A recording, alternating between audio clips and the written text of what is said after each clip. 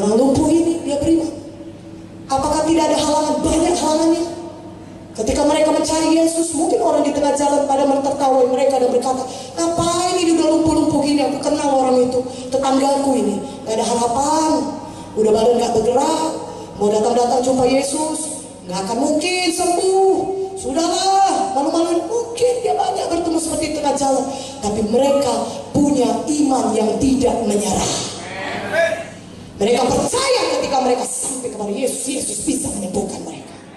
Katakan amin. Haleluya. Saudaraku, mereka datang sampai kepada rumah di mana Yesus ada. Ketika mereka sampai, semua sudah penuh di rumah itu. Yesus sudah mengajarkan firman Tuhan. Mereka berusaha masuk dari pintu, tidak bisa. Orang banyak berkerumun, orang banyak mau di rumah. Mereka masuk dari jendela, nggak bisa juga. Jendela juga penuh, tidak mungkin masuk dari situ. Apakah mereka putus asa dan mereka berkata, sudah pulang aja lah, kita kembali ke rumah. Mungkin bukan hari ini Tuhan mau menyembuhkanku, mungkin bukan kehendak Tuhan menyembuhkanku. Lihatlah begini, masuk ke rumah mungkin tidak. Mereka punya iman yang tidak menyerah. Mereka terus beriman. Apa yang mereka lakukan? Mereka buka atap. Mereka buka atap dan mereka turunkan teman mereka tepat di depan Yesus. Dan firman Tuhan berkata Markus 2 ayat 5, ketika Yesus melihat iman mereka, maka berkata Yesus, hai anakku, imanmu telah menyelamatkan engkau. Haleluya. Katakan haleluya. Saudaraku, keampunan dosa paling penting. Katakan amin. Ya, Yesus tahu dia lumpuh, tetapi yang paling penting dia diampuni dosanya, sehingga dia bisa masuk ke dalam kehidupan yang kekal dan penyakitnya juga disembuhkan. Karena Yesus kita adalah pengampun dosa dan penyembuh penyakit juga.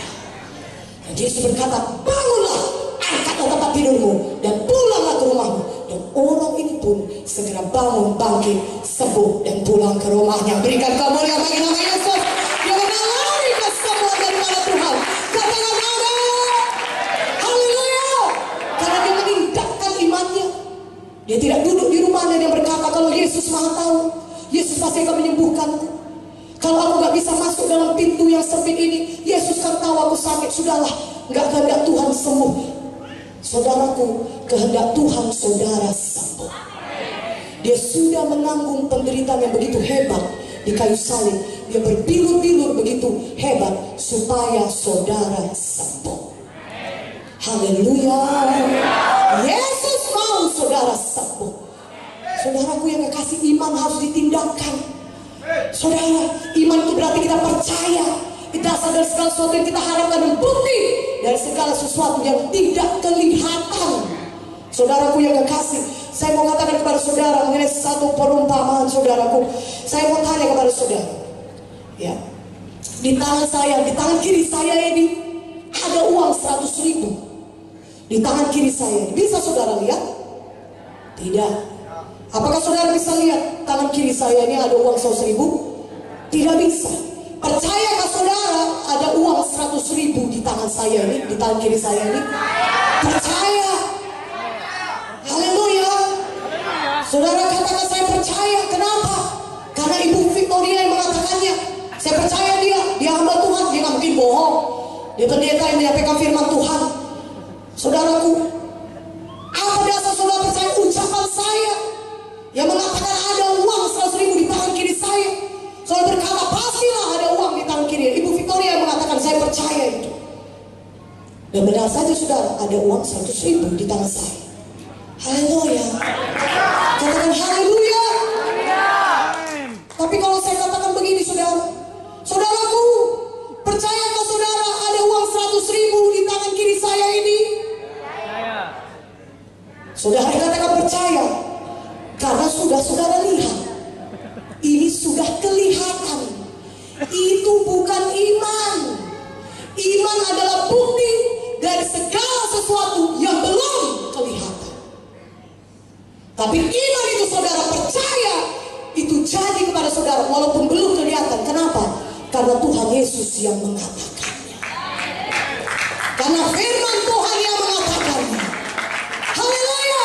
Karena saya bisa bohong saudara, saya manusia.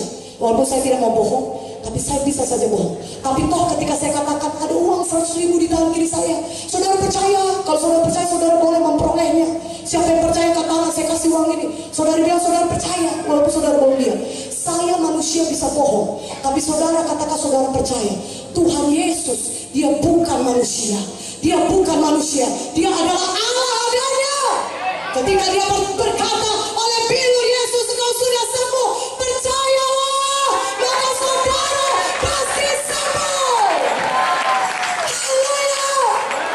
Iman itu adalah bukti saudara menerima kesembuhan. Sehingga ketika saudara berkata aku percaya, walaupun saudara belum melihatnya kesembuhan saudara itu, tapi saudara berkata aku percaya, aku sembuh, aku sembuh. Saudara ucapkan dengan mulut saudara.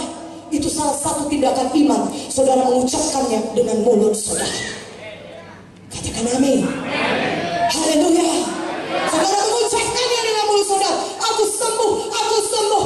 Walaupun sini masih sakit, kepala masih nyut-nyut, pinggang gak bisa digerakkan, kaki gak bisa digerakkan, tangan gak bisa diangkat, tapi di dalam iman saudara bangkit. Firman Tuhan sudah berkata, oleh bilurnya aku sembuh. Aku percaya Tuhan, aku sembuh, aku sembuh, aku sembuh, aku sembuh. Haleluya. Maka iman saudara itu menjadi bukti daripada kesembuhan saudara. Ya saudara pasti sembuh. Berikan kemuliaan bagi nama Tuhan. Haleluya. Saudara berkata oleh bilurnya sudah aku sembuh. Mungkin bukan pada hari ini, tapi kalau saudara percaya bisa juga hari ini. Mujizat Tuhan jadi seketika juga, tapi ada juga kesembuhan yang berangsur-angsur. Tetapi hasil akhirnya tetap sama. Oleh bilur Yesus saudara sudah sembuh. Katakan amin. Lebih kuat amin ya, lebih kuat amin ya. Amin. Haleluya. Saudara mulai dengan tindakan iman, mengucapkannya. Ucapan iman, saudaraku. Saudara yang menentukan nasib saudara.